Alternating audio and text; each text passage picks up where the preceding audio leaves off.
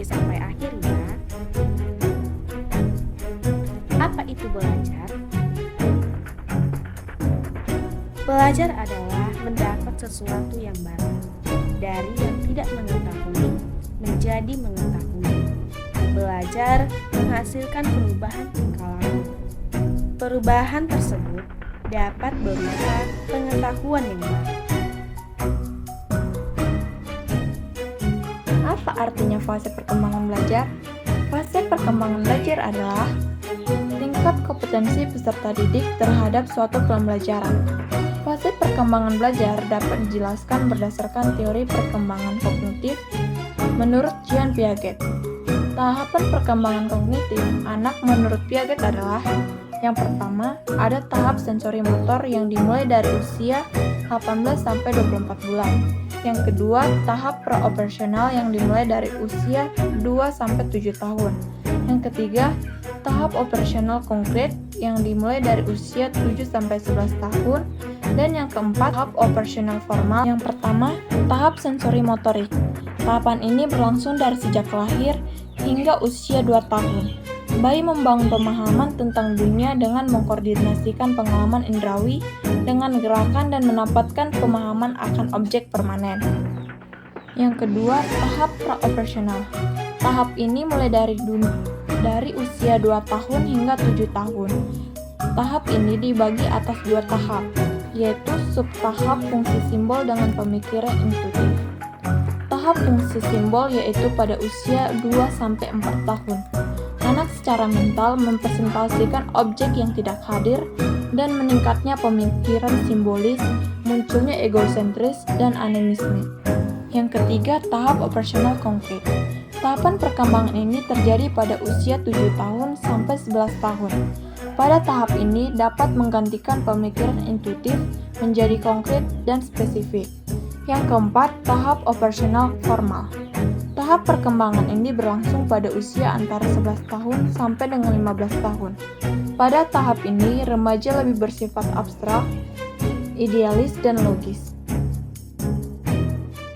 Sekarang kita akan belajar tentang apa saja jenis-jenis perkembangan yang terjadi di dalam diri selama belajar.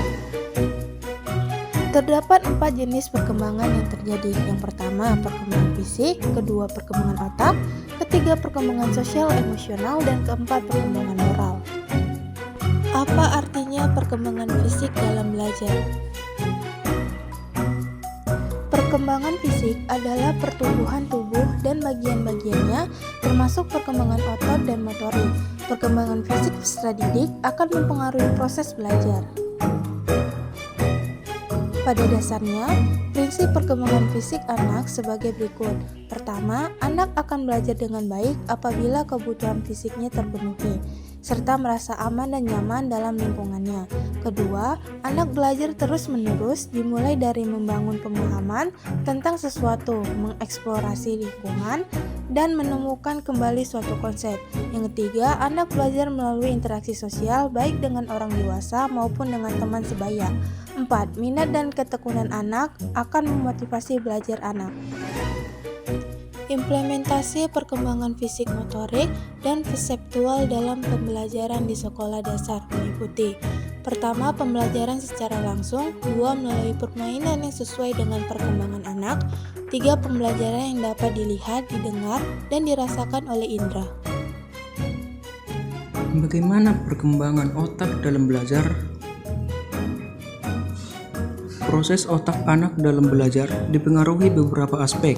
Salah satu diantaranya adalah faktor emosi. Faktor emosi sangat berpengaruh terhadap kemampuan belajar anak. Anak dengan masalah emosi cenderung lebih sulit memahami materi. Bagaimana ciri-ciri otak yang berkembang? Ciri-ciri otak yang berkembang: memiliki kreativitas, dapat mengasosiasi dengan bebas, dan pemikiran non-linear. Selain itu, memiliki kemampuan untuk menyambungkan ide-ide yang mungkin tidak terlihat, memiliki imajinasi yang luas dan visualisasi kreatif, mampu memecahkan masalah, holistik, dan fleksibilitas dalam belajar.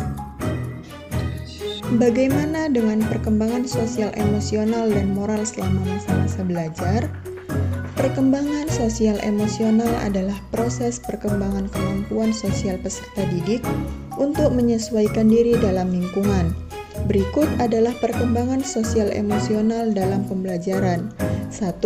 Keterampilan sosial memudahkan interaksi positif dengan guru dan teman. 2. Pengelolaan emosi yaitu kecerdasan emosional untuk membantu mengatasi stres dan tantangan akademik. 3. Motivasi dan ketekunan yaitu dorongan belajar dari dalam diri meningkatkan kegigihan.